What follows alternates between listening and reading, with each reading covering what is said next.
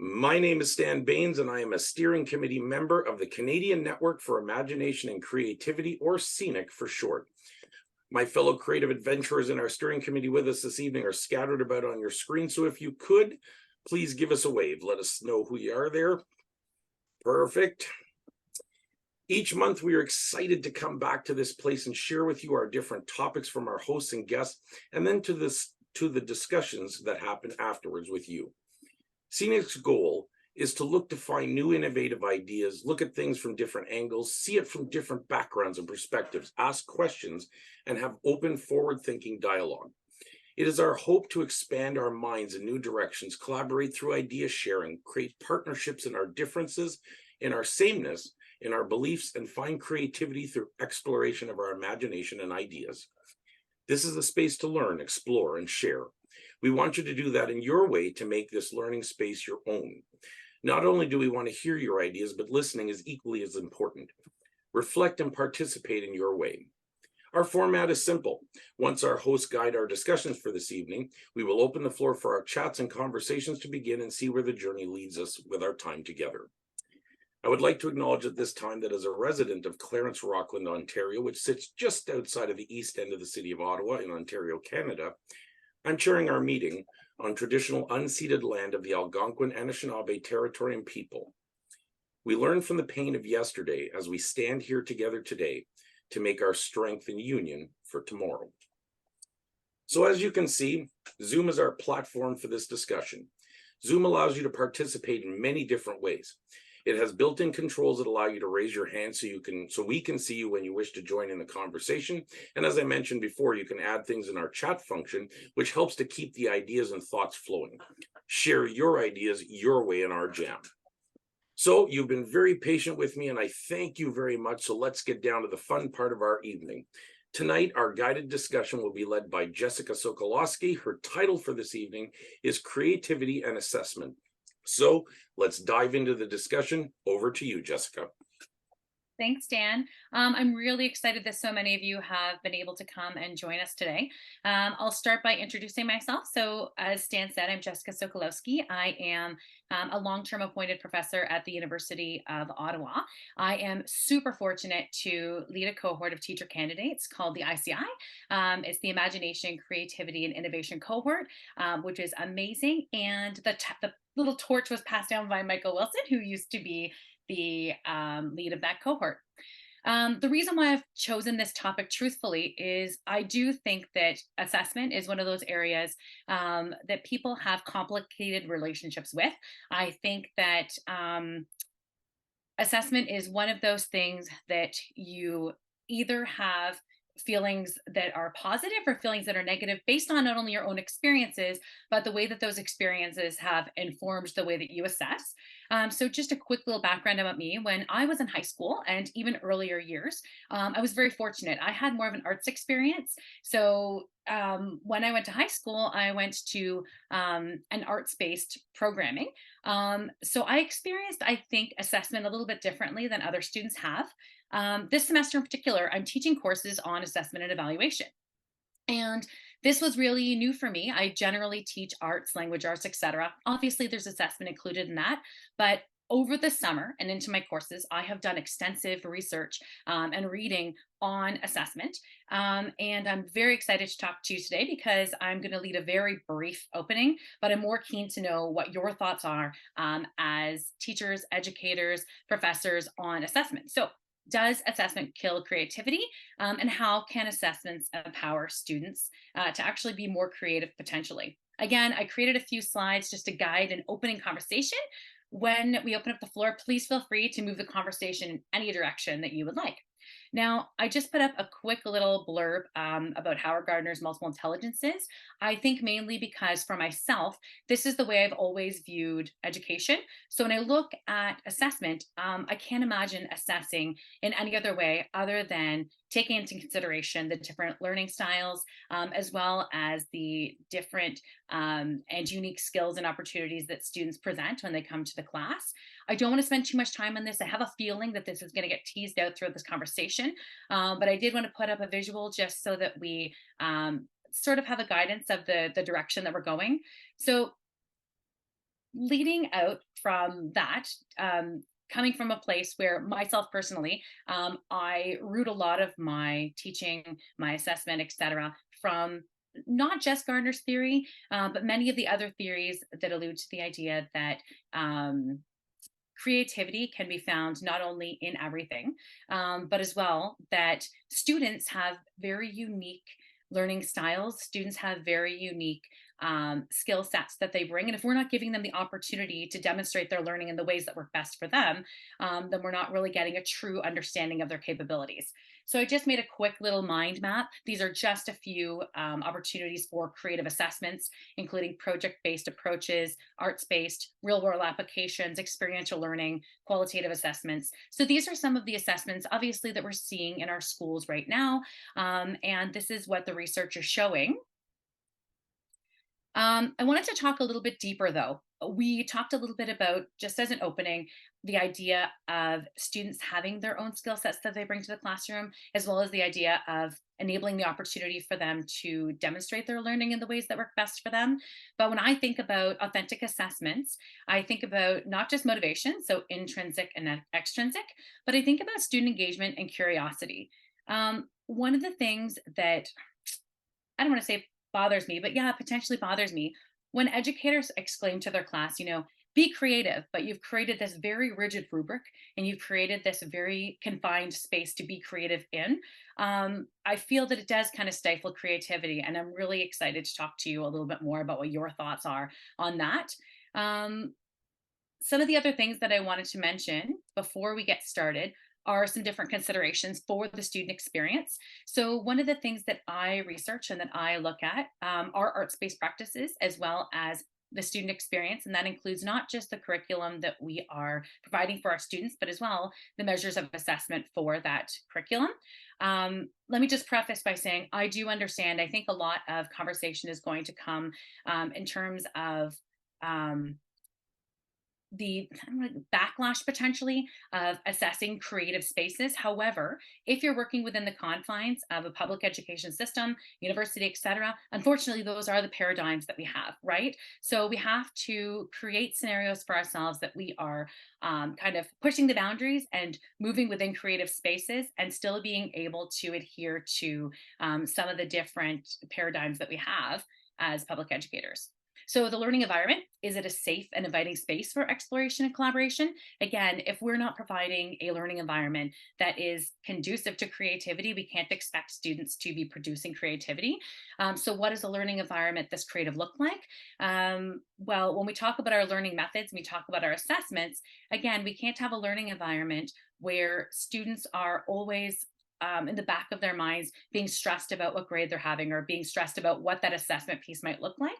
So I'm going to leave that for a second. I have a feeling there's going to be lots of conversation around that. So I'm looking forward to it. Some of the learning methods, again, are we exploring multimodal and cross curricular learning? If we're not providing these opportunities for students or we're not scaffolding and modeling what these look like, not only will students not recognize that they're invited in our classrooms, but we also are not sort of setting the stage for creativity in our space. Personal growth and development, pushing students towards more self-directed learning and trying to encourage them to move outside of their own comfort zones, and meaningful learning, students being able to see themselves in what we're doing in the classroom, showing interest, being engaged. So I have, I think, two more slides and I'm going to open up and then I'll guide the conversation as we go. So some considerations for creative environments would be, are those creative practices being modeled and scaffolded, just as I discussed? Are students expected to be creative within that rigid assessment framework? Is the assessment focused on the product or is it focused on the process of what is being learned? Is the assessment being used to guide or restrict the task? So I'm going to turn it over to all of you, and I'm curious what makes assessment meaningful and how can we use assessment to enhance creativity? I'm actually going to go out of my share mode because then we can all see each other. Let me just stop my share. And again, I just wanted to make sure I didn't talk too long, Stan, so I hope I didn't race through that. I wanted to leave the time open for some rich conversation. Thank you. Well, we've already started with some really good conversations happening in the chat group. So Does anybody want to elaborate on something? So just either wave your hand at me if you're on the screen, or just use the hand up feature. Fred, go ahead. We missed you last month. I'd sort of share on one situation where I was switching hats, and I was a student, but I was also an educator, and I was thinking and reflecting upon what had just happened. But it was a cohort model, so that we had work that we were doing to show our learning, but the professors could only say pass or fail. But what we were doing is we were preparing our assessments for peer evaluation, not assessment, but peer feedback. And for some, I haven't got all the features figured out completely, but the projects were so creative, so cleverly done, so inspiring. There were tears of joy at the feedback that they were getting. And no letter grade, no professor pat on the back could equate to what we were getting from our peers in how we were doing it. And it just seemed to be an energy that the assessment created. And so I really, when I said, hey, peer assessment's missing from there, because I know that we produce for our peers more than we will produce for a teacher or an outside thing. We really want to be recognized by our friends, etc. So I just was blown away by the power of that type of assessment.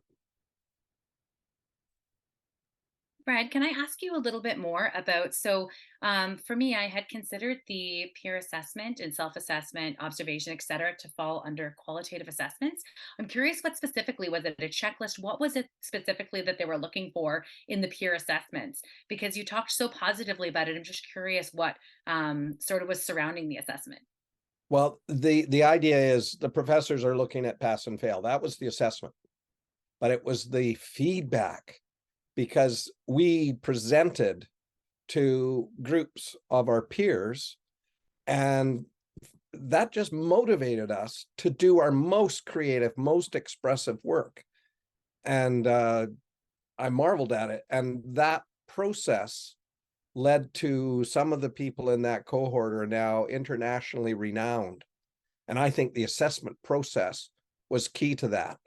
A lot of us laddered into a master's afterwards, and we had to do academic posters, and we were being put up as first year master students versus the final year administrator, and ours blew theirs away. And I go back to what we had done with that evaluation from earlier, the idea of producing these projects that represented our learning, but with a target audience who wasn't one person with a checklist. It was just, we wanted to stir their hearts. Very poetic even. And we were a wide diversity of people. Thank you. That sounds so passionate and awesome. Thanks, Fred. Over to you, Gerard, and welcome. Well, thanks. It feels like I haven't been here for eons. I think the last time I was one of these jams was back in April. Part of the reason I actually went back to school myself and completed a certificate in therapeutic arts through the Canadian International Institute for Art Therapy. So and now I'm wearing another hat, I guess. And quite often I feel like I'm playing devil's advocate when I speak on this in this forum, because I may be one of the few, if not the only one, that's working outside of a formal academic context. I've worked mostly within community, and I've worked with kids in community arts programs. I've worked with youth in community arts programs. There was never any assessment, you know. In some cases, I was parachuting in and working with other facilitators, and there were, kind of outcomes, program outcomes, things like that. Um, and it would be interesting to see a comparison looking at the learning that happens within the community context as opposed to within a formal education system. Um, and I also started thinking back my time at NASCAD, and Robin will remember this, when we had pass fail. Then it went to high pass, low pass, fail, and now it's letter grade at NASCAD. And I'd be curious as to um, how that assessment system is stifling any of the learning for the students there at NASCAD. Um, and I have to say that when I was doing my BEd in art ed, I was amongst the first 7 people to do a program between NASCAD and Mount St. Vincent University. So we were actually considered Mount students, but working with folks like Harold Pierce, who you'll remember the name, and Cynthia Taylor, and people like that. But almost everybody in the first year ended up on the dean's list because most of the faculty didn't believe in the grading system. So everybody was getting these really high marks, just in opposition to the grading system. So I always thought that was really great myself. And but it was, I just think it's interesting that and I was also thinking back to, and I heard about this system, and I'm not sure if anybody's here from BC, but I heard about it. One of the Fred, there was one of the school boards that didn't have a grading system, that the students had almost like a learning CV or learning portfolio that followed them along the way, as opposed to a letter grade or a number grade. But and I also heard that a lot of those students, when it came time to pursue post-secondary education, ran into a lot of problems, because a lot of the institutions wanted to see a letter grade as opposed to a written narrative. And and again, that's what we get. Robin, remember that, the written narratives in the studio programs, and when it came time to apply for graduate school, I literally had to track down all my profs that I had to see if they would translate that into a letter grade of some kind for some of the universities when I was applying for graduate studies. It was a pain. But anyways, I just wanted to throw that out there as a, as, maybe the whole grading system needs to be looked at. And again, I don't work in the school systems. I work in community. So anyways, enough from me. Thanks, Gerard. That was great, right? And it's a different perspective, of course, right? Because I'm kind of following along with this. I'm in education, but I manage custodial staff. So I'm looking at the information so far that's being presented as a way to how do I help engage my staff and manage performance out of them without having to deal with letter grades as well. So thank you for that different perspective. Over to you, Robin.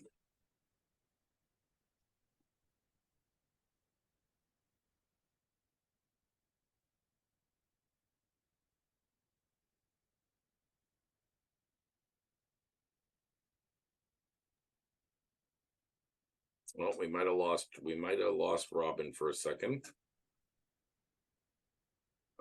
You're still muted, Robin.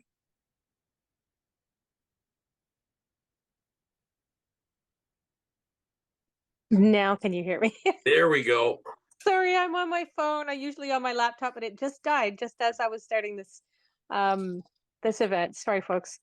So I have so much experience with assessment and evaluation, and so much to say, but I'm going to keep it really brief because I know time's precious here, and there's a lot of interesting perspectives. But I've taught in public schools for 20 plus years as an art educator, and in big schools and little schools and every grade, and you name it, I've taught it. And I currently work as a fine art specialist in 12 schools, which is a whole different story. But my teaching career started in 1997, and this was just before accountability culture really hit schools.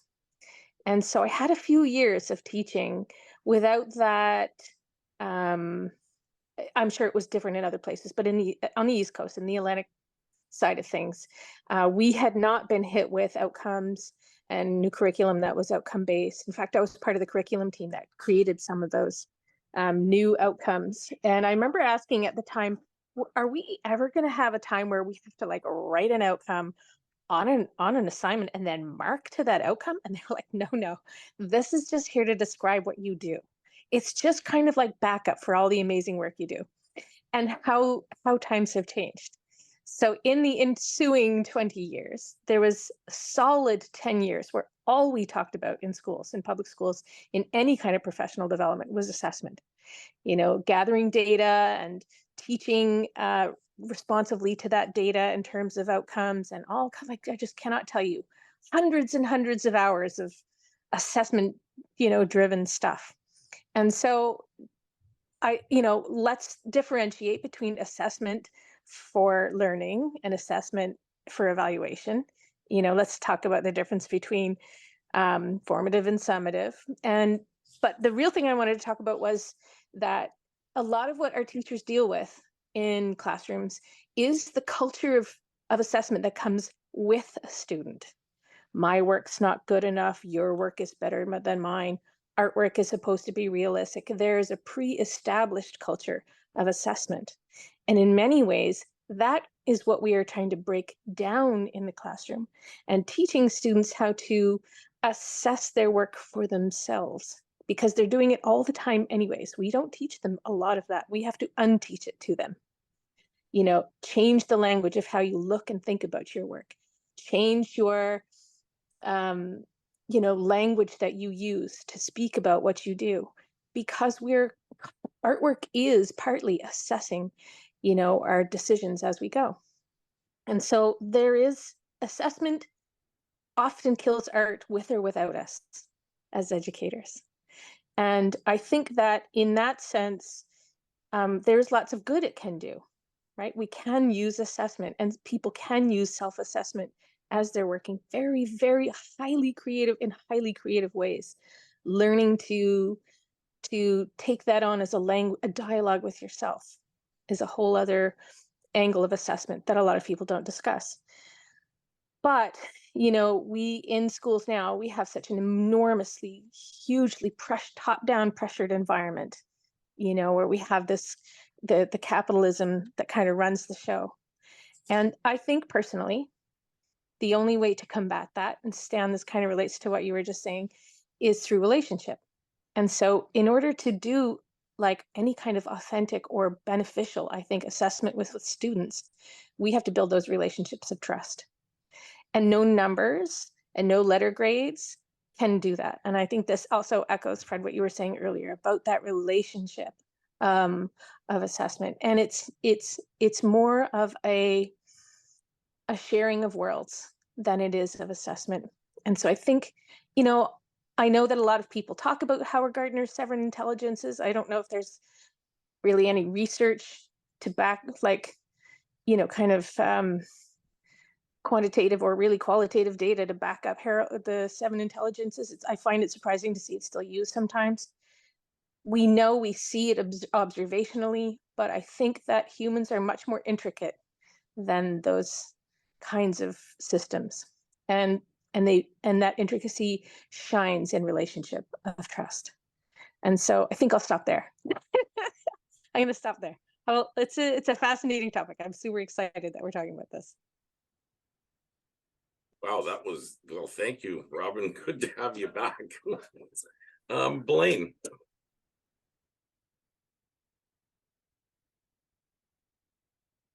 Thanks. It's good to be here this evening and on a topic that I deal with on a yearly basis as I teach and coordinate the program at Nipissing University in Imagination, Creativity, Education. So the whole idea of assessment is, as Jessica said from the beginning, we live within a particular paradigm where you have to come up with some kind of way of assessing. And one of the things that I found that's worked best for me and my students is to integrate both teacher, peer, and self-assessment within my program. And just to give an example, the concluding the culminating activity is their own project that they've designed that is an expression of themselves and reflects their own understanding and internalizing of what imagination, creativity, education means for them. And that evaluation occurs, or assessment occurs, when we sit down and talk together about the project, and then we kind of pinball off each other in terms of ideas, and finally come to an agreed upon assessment that we both can live with. But through the course itself, I use something called success criteria as the basis for my assessment, in which we design, usually with my students, what the success will be of a particular project. And when I do assessment, I'm assessing primarily the level of success with the criteria that have been established by myself with working with my pre-service teachers, and comments. So I have the success criteria, rating scale. I use a Likert 1 to 5. And then I have a comment section, and it's the comment section that becomes the most important in terms of assessment. And there is a difference between assessment, as I think that Robin was pointing out. You have assessment of, assessment as, and assessment for. And I particularly like to focus on the assessment as we're going through the process, and more focus on the process than on necessarily on the product. So I think I'll stop there. Thanks. Blaine, I just want to chime in quickly. I completely agree with you.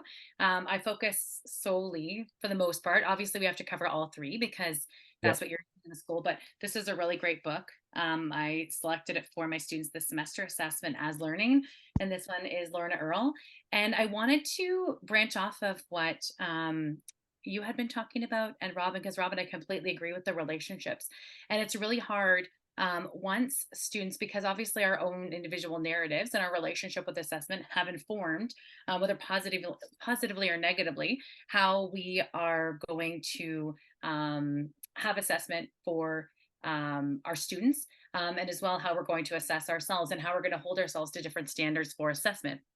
So one of the things that I'm finding difficult is to break down those boundaries of assessment and try to move past. I do mainly qualitative assessments with my students, similar to yours, Blaine.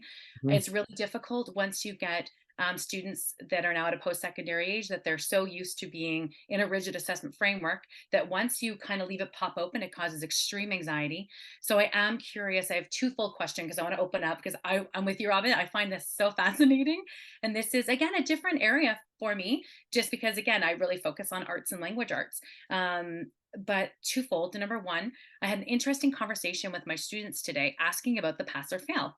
And many of them indicated that in a pass or fail model, they'd be more likely to sort of not do as well work, knowing that it's not being marked. There's nothing they're working for. And that felt very alarming to me, only because what we're trying to demonstrate for them is helping students to learn as learning, right, for the sake of learning, for having that intrinsic motivation, wanting to do something for the sake of wanting it. We've had amazing conversations, so I'll open it to everyone. We've had amazing conversations about that intrinsic and extrinsic motivation, whatever that may be. And I'm not sure if any of you are familiar or follow the work at all of Alfie Cohen. I realize that it's a little bit dated, but he talks a lot about the rewards versus punishments, and sort of the non-benefit of being in that sort of a transient relationship. So I'm curious twofold. I'm curious about if you think a pass-fail model would encourage people to be more creative, or would allow people to, students, or would allow students to say, oh, I'm just going to do the bare minimum, or if they would surprise you, because Fred, I think you were talking about the peer assessments and how you just flourished. But number two, intrinsic and extrinsic motivation. We had a really amazing philosophical conversation about the idea that is anything truly intrinsic. So I just want to let that sit with you, and I'll stop talking because I'm talking too much. But thank you, Blaine, and thank you. Well, you're welcome. I wanted to respond to what you were saying, because I think that my experience is the same. When you have a course in imagination, creativity, education, of course, you're knocking down a lot of barriers, and in the place of those barriers comes something called fear or anxiety, because all of a sudden your assignments are open-ended. Your assignments require them to determine how best they're going to present it, what modality, what genre, what medium, whatever the case may be. But one of the things that comes out of that is that if you can weather that angst for the first half of the course, then the second half of the course, given it in a term, the second half of the course is incredibly rewarding, because now they're into the flow, as other writers have talked about it. Mahalia is the one that comes to my mind, but the idea that they're now into the flow of the course, they're into the flow of being imaginative and creative again, and they're expressing appreciation for not only what their peers are doing, but also gaining a tremendous amount of confidence and energy from what they're doing. And so it becomes synergistic, and it really develops into a real relational community of learnership as you progress through the course. But it takes the entire term to get there. And unfortunately, at the end of it, then, you're on to another course and another group, but I agree with you in what you're saying. Thank you. Thanks, Blaine. Fred. What we were talking about, barriers. Every time I would get creative in my assessment practices, I learned something, and when we link creativity and imagination to the assessment practices, it's not just something being done to someone, it's something being done in ourselves as educators. That challenge the framework that we have for so much. For example, I decided to do a blank paper assessment.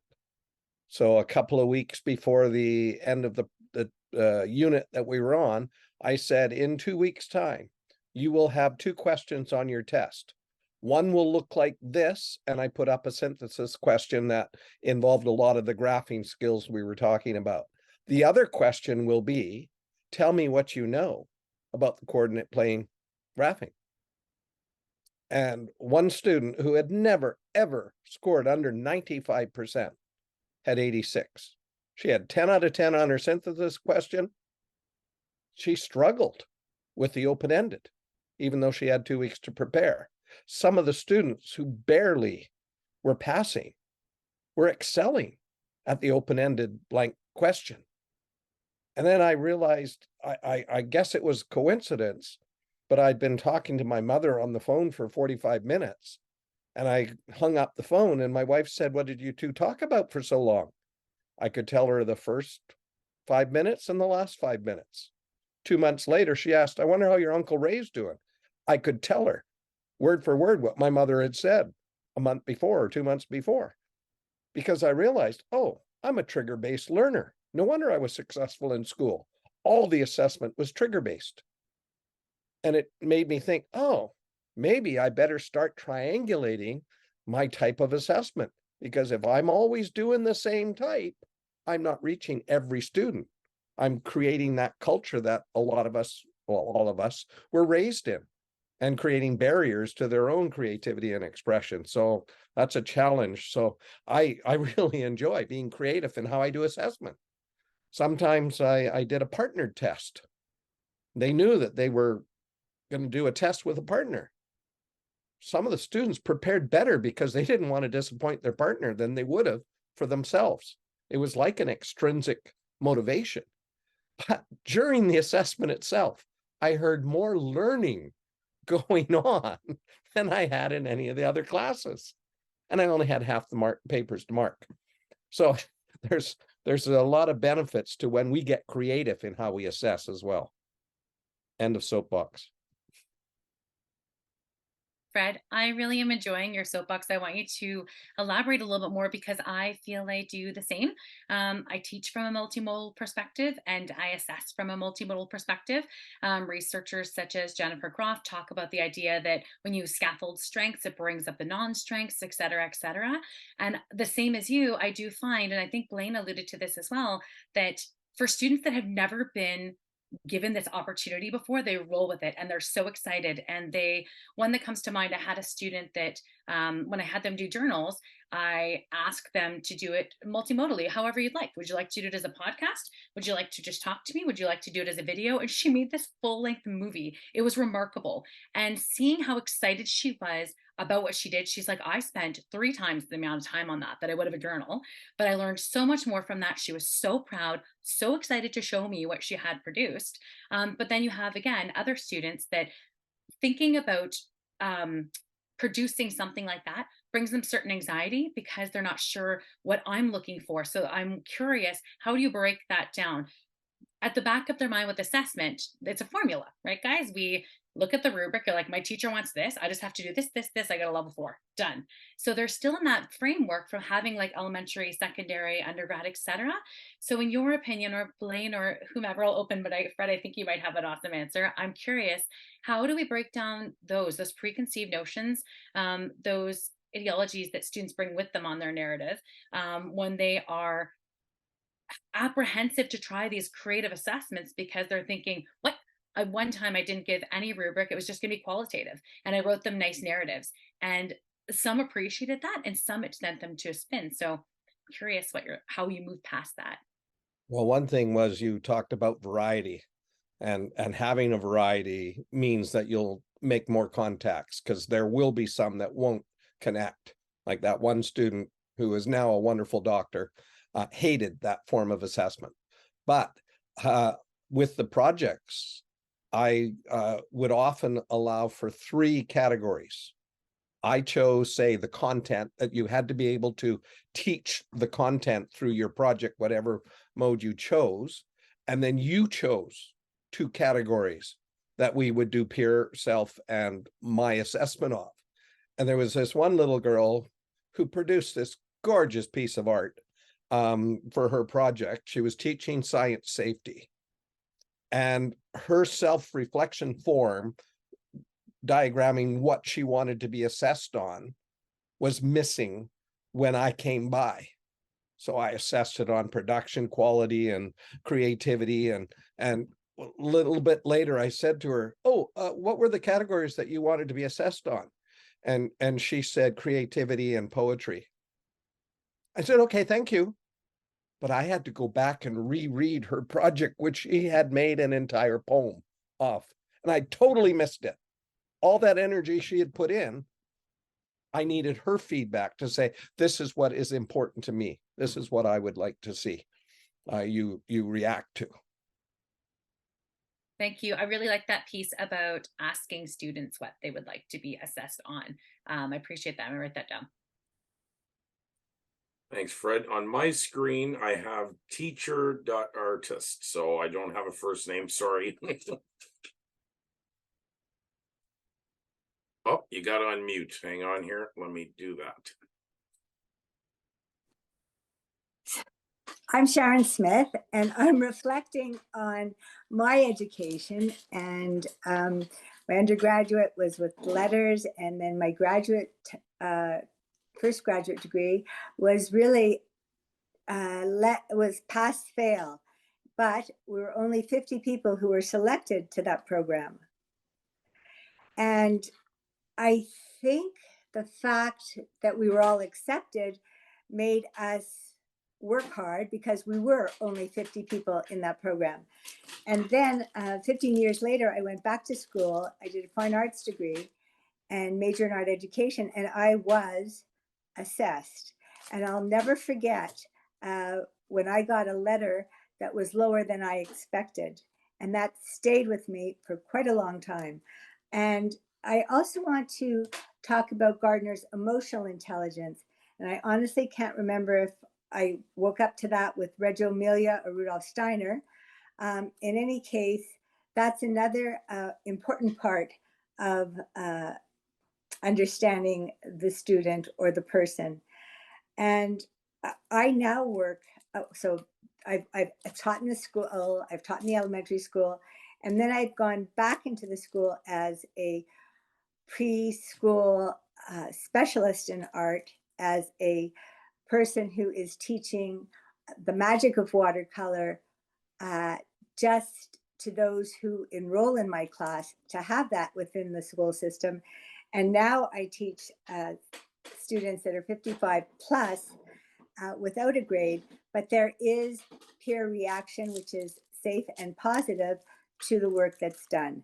And I'm reflecting that each person is at a different level and has had, I have one student that's a graphic artist. I mean, you know, and then they have somebody else who's just starting because she's retired. And yet they stimulate each other and they support each other and they encourage each other.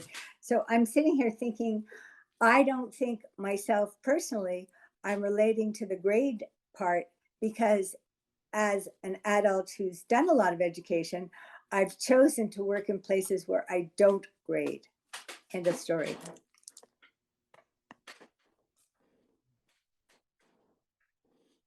Thank you, Sharon. That's really awesome. I appreciate it. You're welcome. I'm looking at this like, so again, I go back, I'm not dealing with students, but with staff.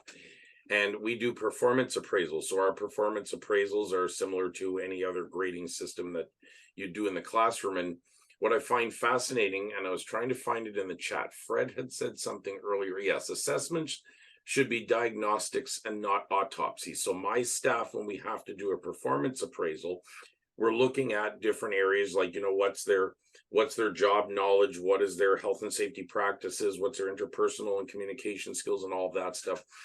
So the process basically is I do an assessment on them for several months and then just provide them with a report. It's numbers and comments in each different section.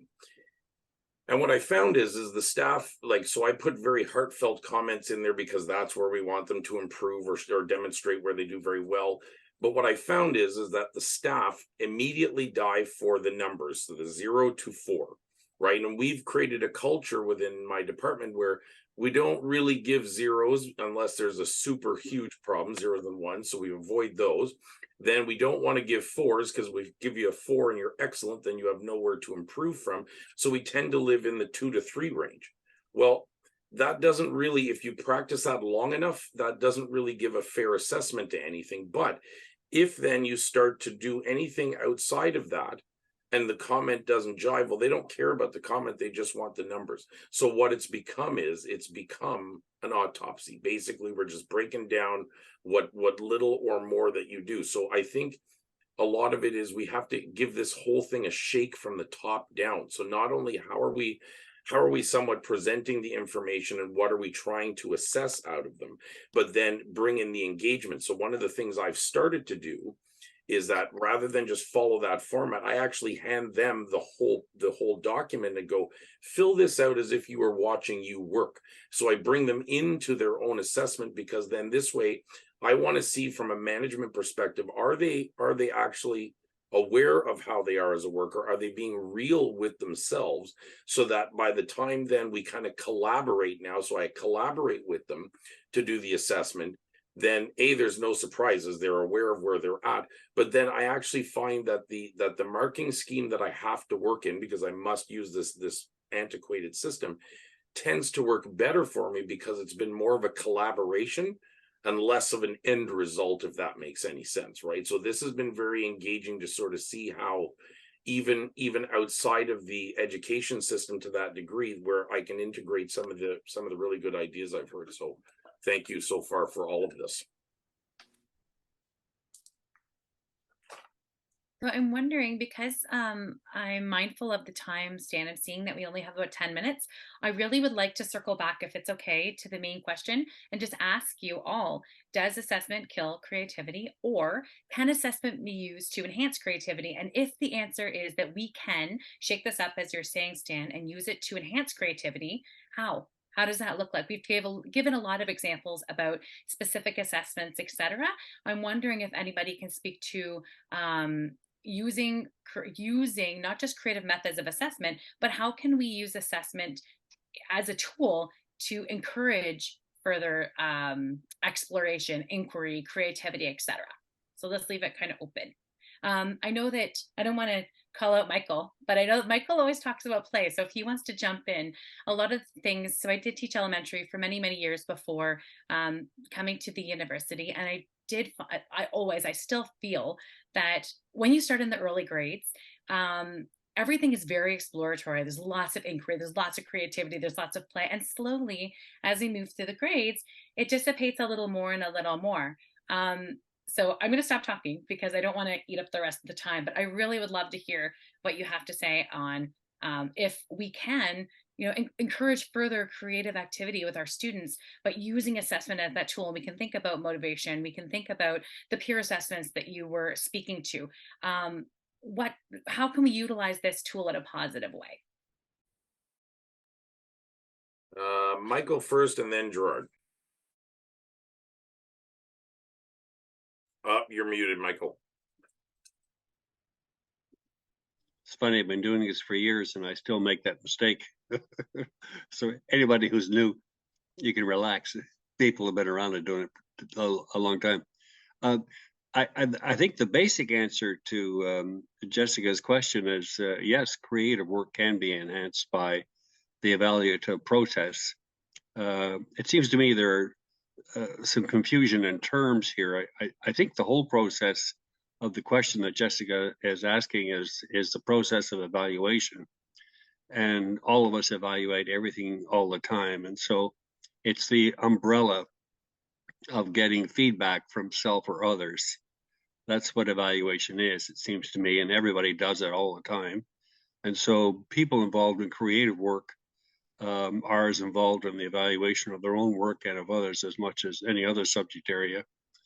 Evaluation is sometimes broken down into sometimes two sectors. One's called assessment, which is the evidence and instruments used in looking at the evaluation of the work that you're looking at. And the second part of that is grading, and that's how it's reported, whether it's letter grades, numbers, or narrative report. And I think that certainly all of creative work by anyone, collectively or individually, is always enhanced and made deeper by evaluative processes. But we have to remember that if the entire process of evaluation should be done from the point of view of respect from both of the creators and from those doing the process of assessment and grading. And most of what I have learned over the years that has made much sense to me in evaluation has been from somewhere in the visual arts literature, the concept of the portfolio, the concept of evidence built over as long a period of time as possible.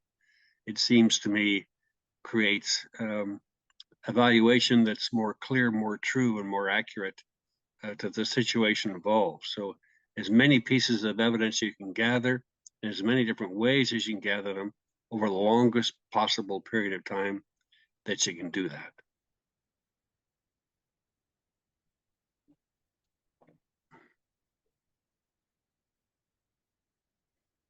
I couldn't find my mute button either. Sorry, over to you, Gerard. Well, actually, in some ways tied to what Michael was just saying around the portfolio, if we think of especially within the creative arts, looking at and I have a practice as an artist. There's a discipline that's attached to that, and a practice that's been going on for a long time, long before I even started at NASCAD. I was involved in making images and that. So, and I think if that assessment piece or the evaluation piece is framed in a way to encourage this kind of practice model, and in hopes that that practice eventually moves the needle for that student or the learner to the point where they're seeing progress and strengths in the work they're doing, then I'm wondering if that's not a kind of model that we should be working towards and moving away from, as Robin was saying, this and someone else also mentioned this kind of antiquated model that's really based in, you can probably go back to, some of these assessments to the beginnings of education in Germany, for that matter, formal education, and even the Industrial Revolution. Talking about, Stan, you were talking about, the assessments of the employees, and that's definitely connected to a kind of capitalist idea of, kind of controlling and maintaining status quo within the workplace. And in a lot of ways, that's what the assessments is doing to the educators within the school system as well, kind of creating that status quo. So I'll leave it there.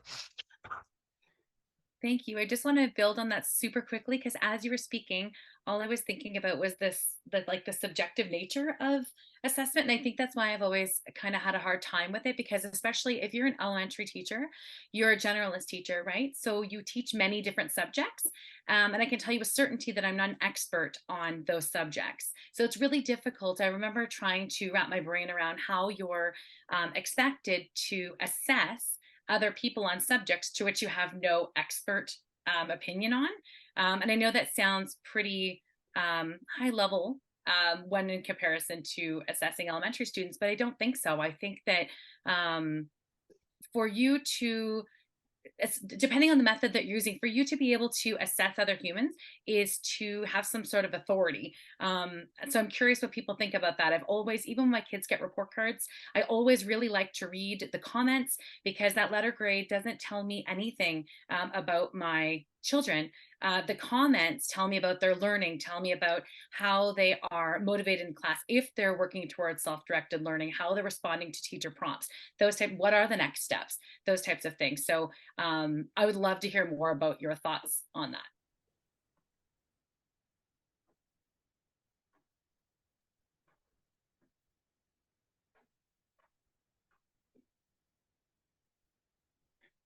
Not all at once, guys, not all at once. Is mine working? Is it just not working? You know what it is? I think, oh, perfect. Blaine, there you go. You're going to be our last one for the night. Well, thank you for that, Stan. I appreciate it. And just to your point, Jessica, I think that the most important thing that we can do as instructors is to build relationships with our students, whether they be pre-service students, secondary, elementary, or where they are.